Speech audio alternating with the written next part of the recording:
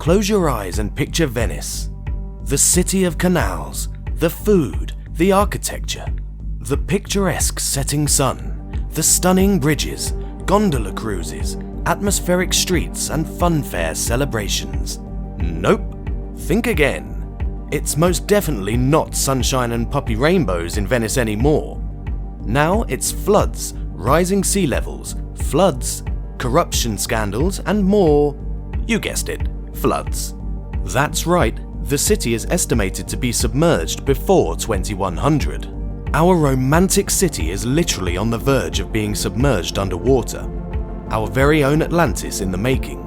The flooding in the city is caused by both the land sinking and rising sea levels, known as acqua alta, or high water.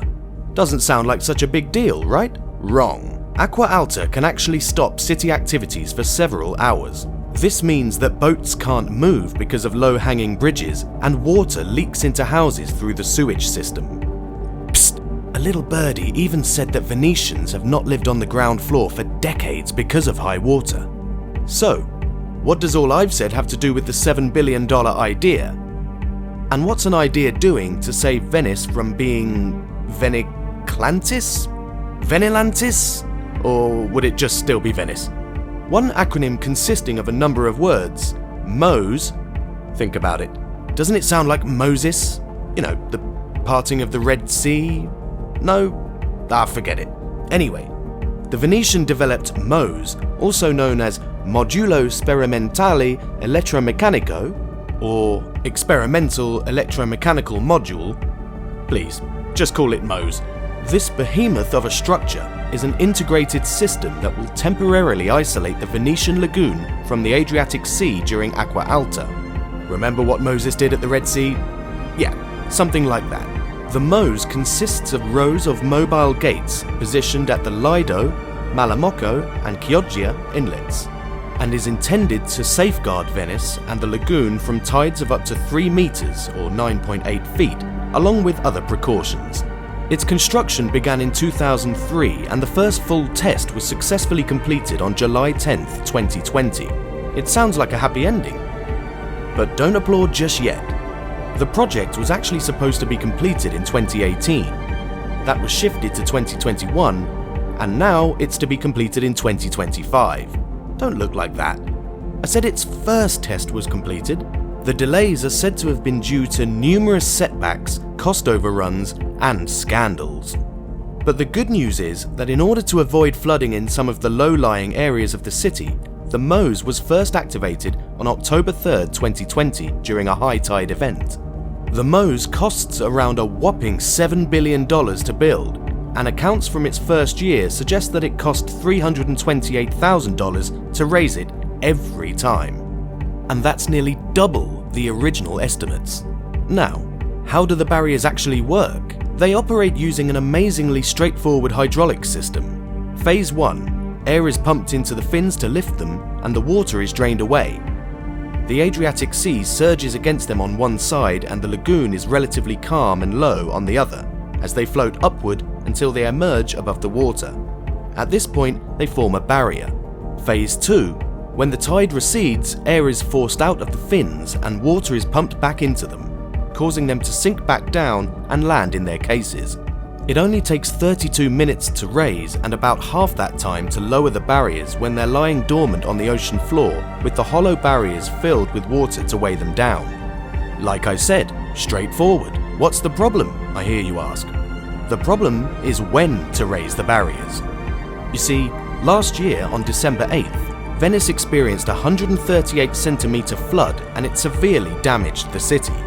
What's the cause? They had predicted that the rise in sea level was only 125 centimeters, but wind, rain and river water accelerated the process. 2 establishments research weather forecasts. The Centro Mare di Venezia, they keep track of the city's tide levels, and the Sala Operativa Consorzio Venezia Nuova. They manage the MOSE.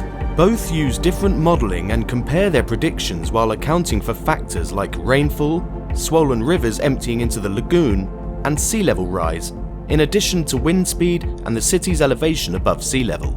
It's quite a smooth operation, and the Meuse operatives are not the only ones who receive the warnings.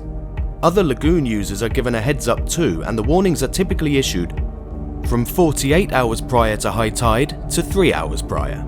You may be thinking, can the Meuse save Venice? In theory, the Meuse should be able to protect Venice and the lagoon. However, many are not quite convinced or even satisfied with it. Many environmental and conservation organizations, notably Italia Nostra and the Worldwide Fund for Nature, have said absolutely not literally.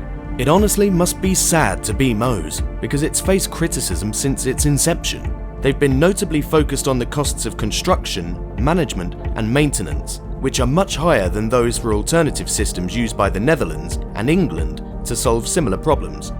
Weird. According to Luigi Dal Paus, an emeritus professor of hydraulics, the project is obsolete and philosophically and conceptually incorrect.